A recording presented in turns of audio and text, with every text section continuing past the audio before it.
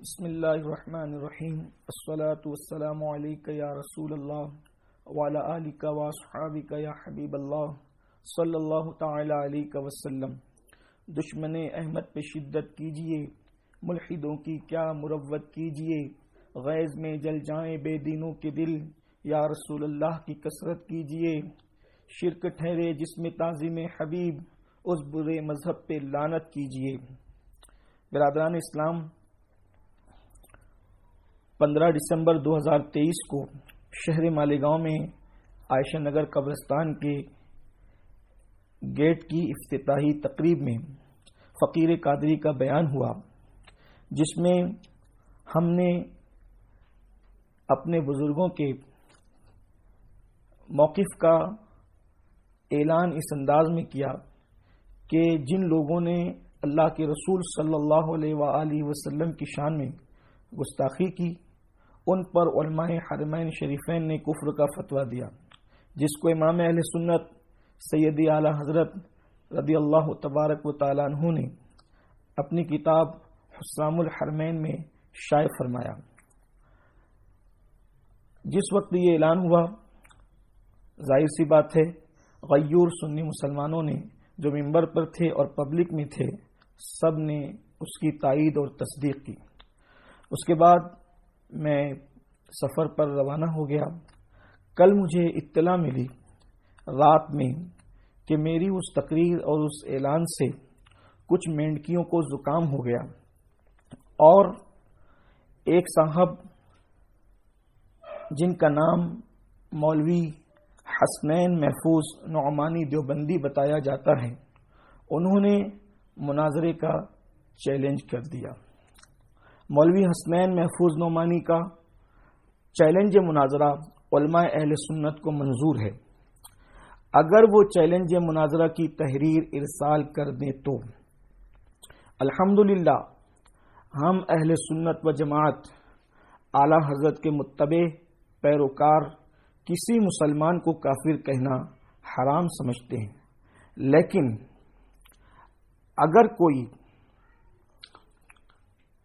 کلمہ گو کفریہ عقیدہ رکھتا ہے تو اسے ضرور کافر و مرتد مانتے ہیں، جیسے غلام احمد قادیانی اپنے عقائد کفریہ کے سبب کافر و مرتد ہے، اور اس کے قائل علماء دیوبند بھی ہیں۔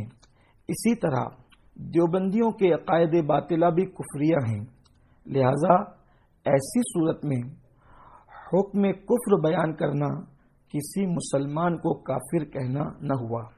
مثلا دیوبندی جماعت کے حکیم الامت مولوی اشرف علی تھانوی اپنی کتاب حفظ الایمان میں اللہ کے رسول صلی اللہ علیہ وآلہ وسلم کی توہین کرتے ہوئے حضور علیہ الصلوۃ و تسلیم کے علم مبارک کو جانوروں سے، پاگلوں سے اور بچوں سے تشبیہ دیتے ہوئے وہ لکھتے ہیں، آپ کی ذات مقدسہ پر علم غیب کا حکم کیا جانا اگر بقول زید صحیح ہو تو دریافت طلب امر یہ ہے کہ اس غیب سے مراد بعض غیب ہے یا کل۔ اگر بعض علوم غیبیہ مراد ہیں تو اس میں حضور کی کیا تخصیص ہے؟ ایسا علم غیب تو زید و عمر بلکہ ہر صبی و مجنون بلکہ جمی حیوانات و بہائم کے لیے بھی حاصل ہے۔ الحمدللہ عرب شریف سے حسام الحرمین کے تمام مصدقین علماء اہل سنت تھے، لیکن نظریاتی اعتبار سے جو علماء موجودہ سعودی حکومت کے زیر اثر تھے یا ہیں، وہ سب کے سب نجدی وہابی ہیں۔ ان کے نظریات وہی ہیں جو محمد ابن عبد الوہاب کے تھے۔ انہی لوگوں نے علماء اہل سنت اور عوام اہل سنت کو قتل کیا، صحابہ و اہل بیت کے مزارات کو مسمار کیا، ان کے مقابر پر بلڈوزر چلائے اور گنبد خضرا کو شہید کرنے کی ناپاک کوشش کی۔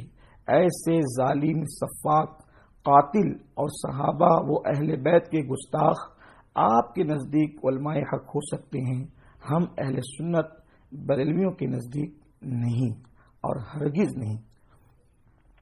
مولوی حسنین محفوظ نعمانی دیوبندی نے اس بات کا اعتراف کر لیا ہے کہ ان کا عقیدہ وہابیوں نجدیوں کی طرح ہے، اور وہابیوں نے جو ظلم و ستم اہل حرمین پر ڈھائیں وہ اس سے متفق ہیں۔ مولوی حسنین محفوظ نعمانی دیوبندی، آپ نے علماء اہل سنت کو مناظرے کا چیلنج دیا ہے۔ بحمد اللہ اہل سنت و جماعت کے جلیل القدر معتبر و مستند علماء ربانیین مناظرے کے لیے تیار ہیں۔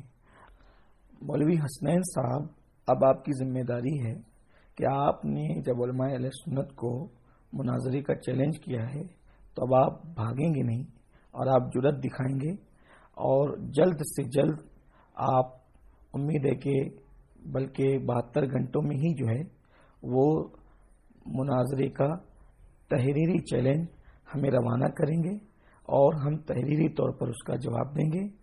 آپ تحریر جامع مسجد یا رسول اللہ پر نماز کے اوقات میں روانہ کریں، وہاں کے امام صاحب حضرت مولانا حافظ غفران صاحب کے سپرد کر دیں، اور انشاءاللہ تعالی جیسی آپ کی تحریر آتی ہے چیلنج کی، ہم اس کا جواب فوری طور پر تحریری طور پر انشاءاللہ تعالی دے دیں گے، اور بہت جلد جو ہے تاریخ اور جگہ وغیرہ سارے جو معاملات ہیں وہ طے کر پرسکون انداز میں امن و امان کے ساتھ بیٹھ کر کے گفتگو ہوگی، انشاءاللہ مناظرہ ہوگا، تاکہ حق اور باطل شہر مالیگاؤں کی عوام کے سامنے عیاں ہو جائیں۔ اللہ تبارک و تعالی حق کو واضح فرمائے اور ہم سب کی ایمان عقیدے کی حفاظت فرمائے۔ سید محمد امین القادری، مالیگاؤں، 5 جمادی الاخر 19 دسمبر 2023 بروز منگل۔